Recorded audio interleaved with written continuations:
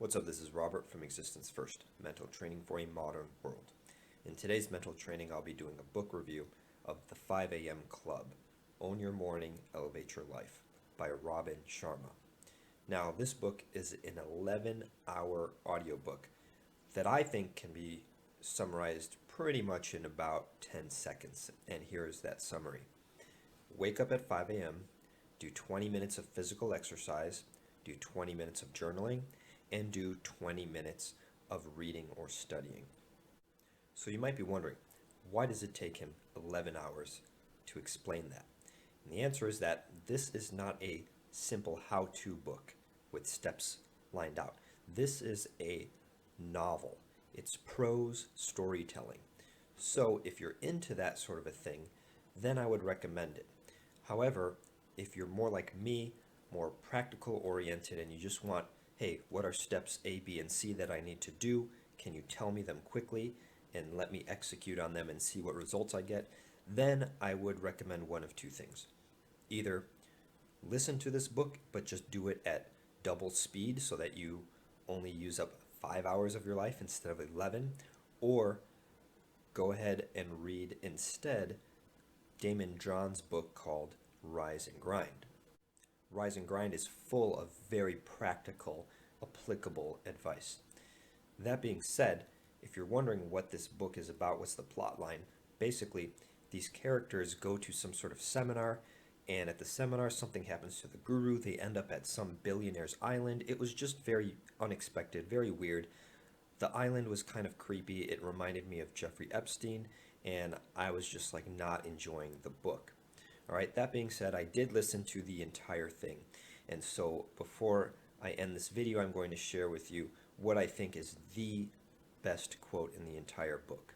It goes like this: "The true geniuses all started out as ordinary people, but they practiced building up their strength so much and so often that showing up world class became automated. Legendary performers practice being spectacular for so long that they no longer remember how to behave in non-spectacular ways." I think that's a great quote. It's a very powerful quote, and it's something that I'm working on with my coaches.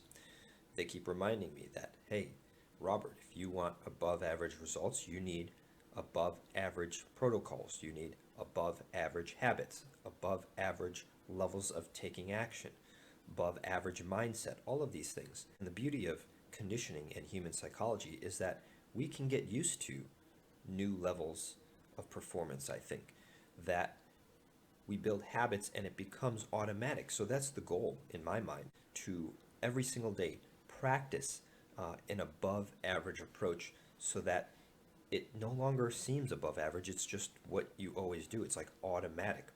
And so I do think that waking up at 5 a.m. can be valuable. I've actually been doing it for the last 2 weeks, but I didn't do it because of the book. I read the book because I was starting to wake up at 5 a.m. It does offer fewer distractions. There is a little bit more clarity and creativity in your mind. And number 3, you have a little more energy, especially if you did the 20 minutes exercise at the beginning, or if you're well caffeinated. You're thinking clearly, you're sharp, you're better at decision making. Whereas if you try to make big decisions later in the day, you're subject to the phenomenon of decision fatigue, where your decisions later in the day will probably be more emotional and a little less rational. So I do like the concept of waking up at 5 a.m.